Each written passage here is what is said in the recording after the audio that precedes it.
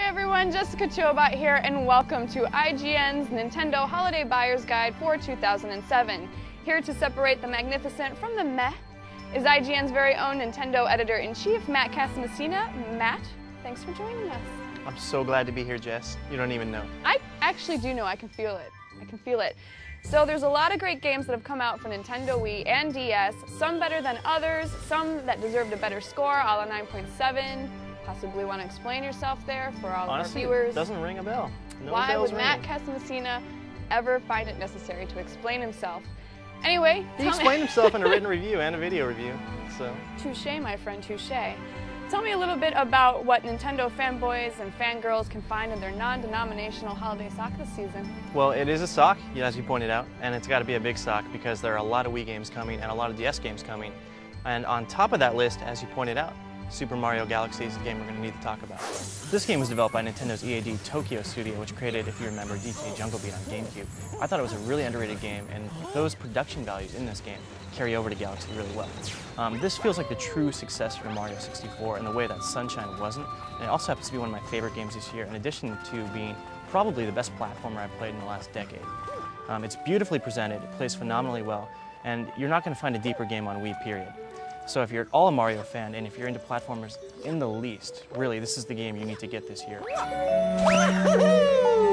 If, on the other hand, adventures are more your thing, then the game to get is clearly Metroid Prime 3 Corruption. This is the third and final act in the trilogy and the best of the series as far as I'm concerned.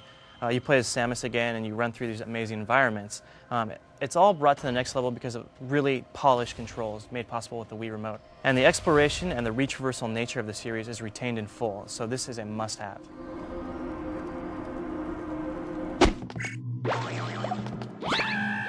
Definitely one of the biggest surprises this year on Wii is Zack and Wiki, The Quest for Barbaros Treasure. This game harkens back to the classic adventure games of old. It's point and clicky, but you're solving environmental puzzles all the time. And what's really great about it is it's got a beautiful style that's very cel-shaded, reminds me of Wind Waker, and the puzzles, the level of challenge you have in these puzzles is second to none. And having completed them, you're going to feel a huge sense of accomplishment and satisfaction, which makes this game very, very entertaining.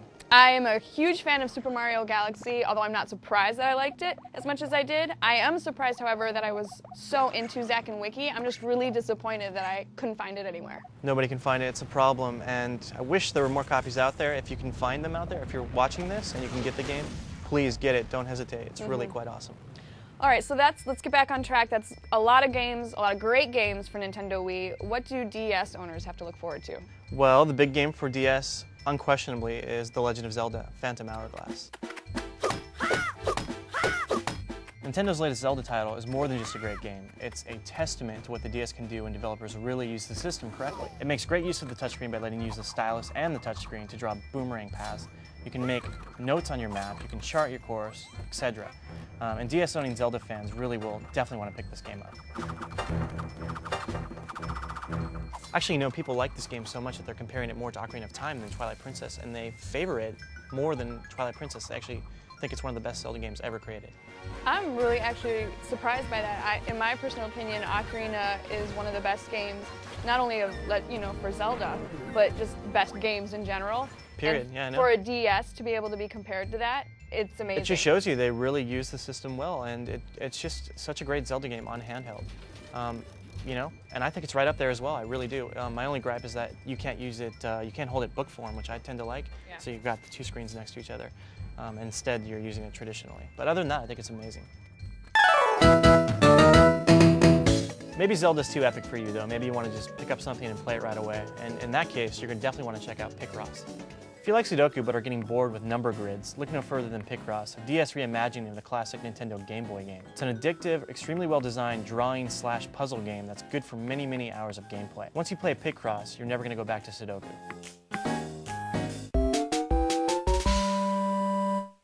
So it sounds like that's the best and the brightest from Nintendo on Wii and DS this holiday season, but let's say I have some extra cash lying around after I go ahead and return all those crappy gifts I got this year. Mom, I do love you. A terrible daughter. Very nice. I know, I'm awful. I'm glad I don't have kids. What would be some other things that Nintendo's come out with that I might possibly want to spend my money on? Well, yeah, we talked about the cream of the crop already, so those are the very best games, but there are plenty of other titles that you should consider.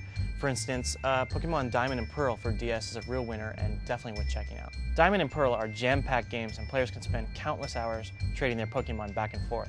Brain Age 2, meanwhile, is another good DS game. It expands on the first game and is a perfect pick-up and play title for people who like to play in short bursts. On Wii, there's Trauma Center New Blood, which is an update to the already released Wii game. It's got more operational functionality, and you also have a cooperative mode, and it's finally running in full widescreen.